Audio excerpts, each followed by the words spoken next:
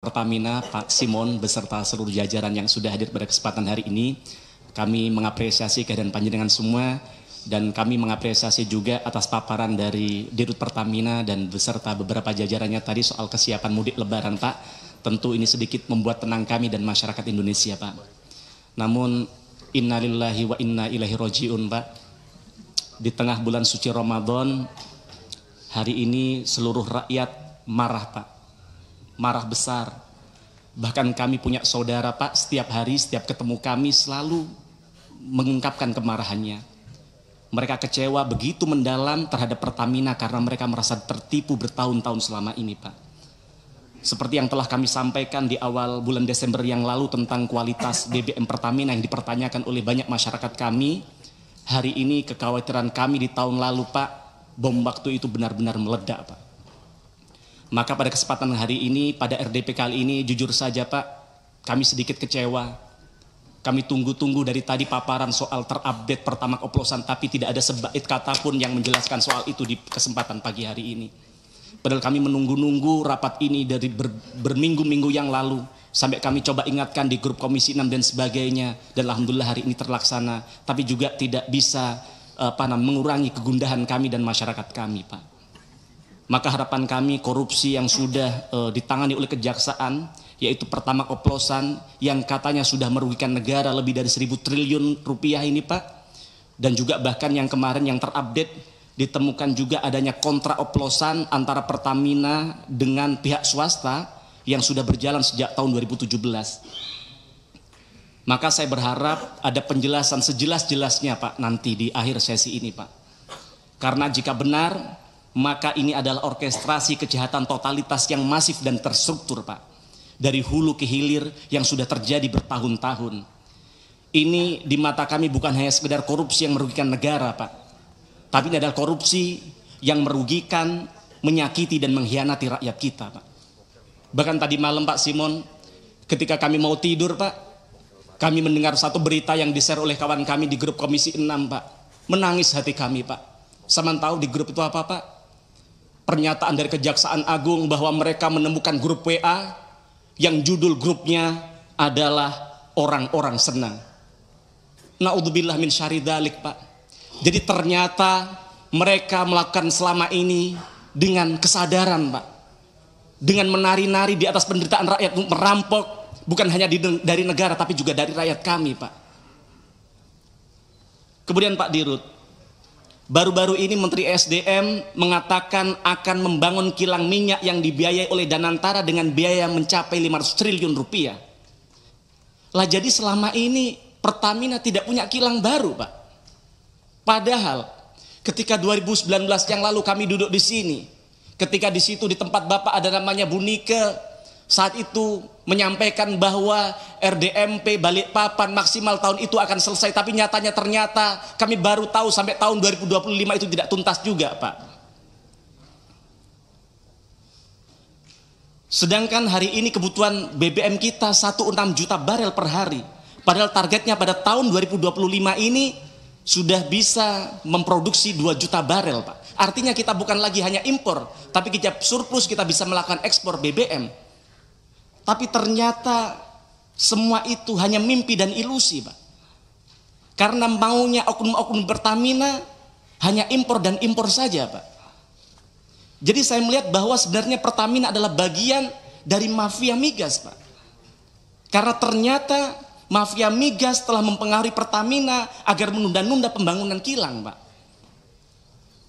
Di sisi lain juga ada kebobrokan dalam manajemen SDM di Pertamina. Mantan orang dalam Pertamina, mantan orang dalam Petral, entitas mafia yang sudah dibubarkan negara karena tempat sarangnya mafia di dalamnya, malah ternyata Dirut Pertamina saat itu, salah satu orang Petral saat itu menjadi Dirut Pertamina Patraniaga. Maka tidak heran, maka kemudian namanya Rifa bekerja sama dengan geng mafia melakukan perampokan yang begitu besar terhadap duit negara kalau itu betul terjadi begitu, Pak. Kemudian yang kedua, Pak, heboh Pertamax oplosan saya rasa tidak cukup dengan hanya meminta maaf lalu seolah-olah dosa-dosa Pertamina selesai. Tidak. Lalu bagaimana dengan kerugian konsumen? Apa ada inisiatif dari Pertamina untuk memberikan mengganti kerugian mereka, Pak? Ingat, Pak, mereka beli BBM bukan untuk diminum, Pak, tapi untuk bekerja sehari-hari dari kantor ke rumahnya. Saya maka tidak bayangkan kalau seandainya kemudian oksigen dikelola oleh Pertamina, jangan-jangan dioplos dengan karbon dioksida. Maka manfaatkan My Pertamina untuk bagaimana bisa memberikan ganti rugi kepada rakyat kita, Pak. Dengarkan kata netizen, saya pikir ada benarnya.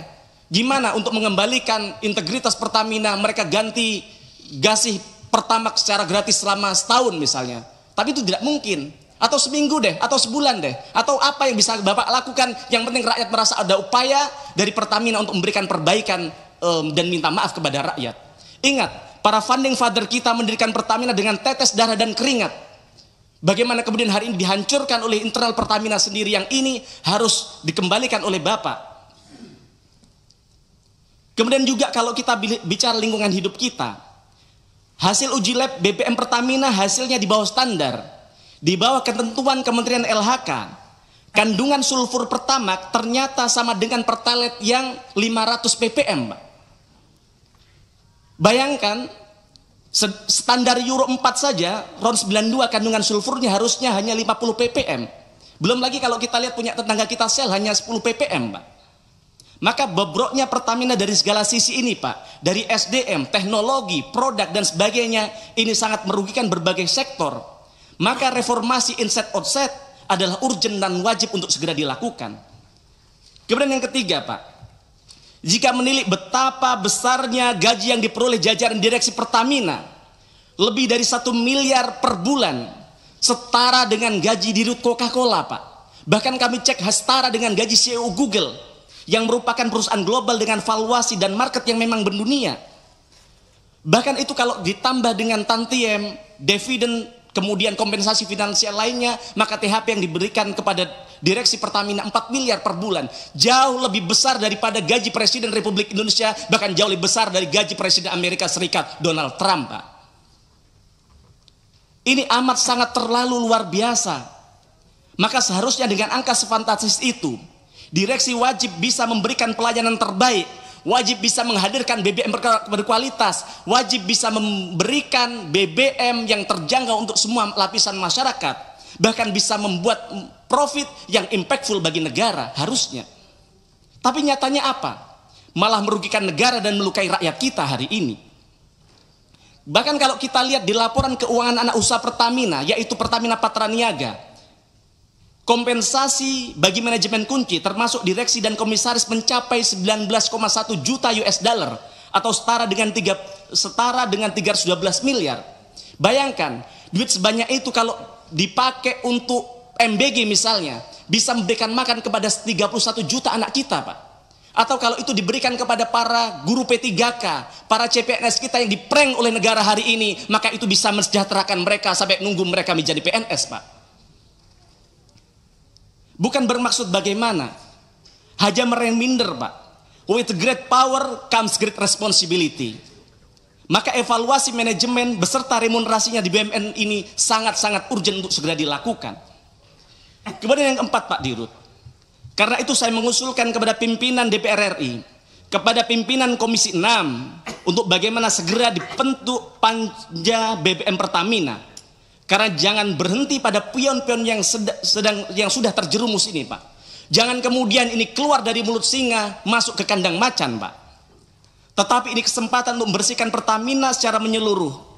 Maka nanti kasihan juga kepada Danantara ketika mereka harus memikul beban berat, karena ternyata Pertamina sebagai BUMN terbesar ternyata boncos dan gembos, Pak. Maka melalui pansus BBM ini kita bisa panggil mantan direksi Pertamina Pak Ahok, yang beliau juga mengkonfirmasi bahwa kalau diundang di tempat ini beliau akan hadir. Kita akan undang mantan komisaris, begitu juga mantan dirut Pertamina Bu Nike, begitu juga mantan dirut-dirut di era ketika dulu Petral dibubarkan misalnya, Pak. Kita juga bisa memanggil produsen booster RON BBM. Jangan-jangan memang Pertamax adalah Pertalite yang diberikan booster.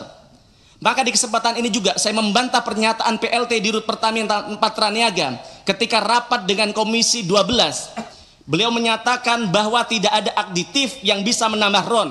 Kenyataannya Pak PLT, kenyataannya ketika Bapak buka Google, ketika Bapak buka e-commerce, banyak sekali perusahaan yang kredibel, yang menjual aditif, yang menjual booster, yang bahkan menjanjikan bisa menaikkan 5 poin. Misalnya dari ron 90 ke 95 yang jauh lebih besar dari Pertamax begitu.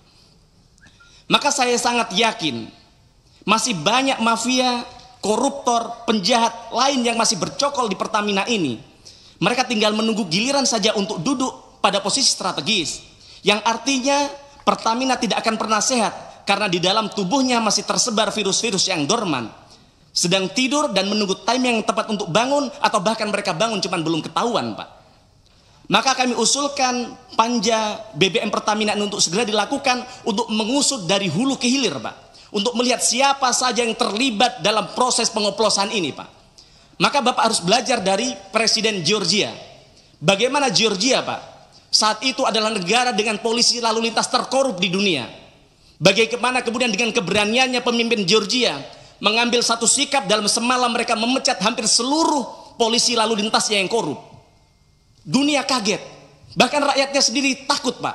Takut apa? Takut kemudian ada instabilitas keamanan karena tidak ada polisi lalu lintas lagi. Tapi jangan tahu hari ini Georgia menjadi salah satu negara yang sukses dalam memberantas korupsi. Yang ini harus Bapak lakukan, Pak. Mohon maaf, mohon izin tanpa mengurangi rasa hormat saya kepada Bapak. Di samping Bapak, Pak Alfian, beliau mantan Dirut Pertamina Patraniaga. Bapak percaya beliau tidak terlibat? Saya juga tidak percaya. Tapi kalau kita belajar di negara Jepang, terlibat tidak terlibat, harusnya Pak Alfian mengundurkan diri dari direksi Pertamina untuk membuktikan dulu Bapak benar-benar tidak terlibat, baru kemudian kalau mau masuk lagi silahkan. Kemudian Pak, untuk menyelamatkan nama besar dan bertahap mengembalikan kepercayaan publik, setidaknya saya mengusulkan 2 hal, Pak.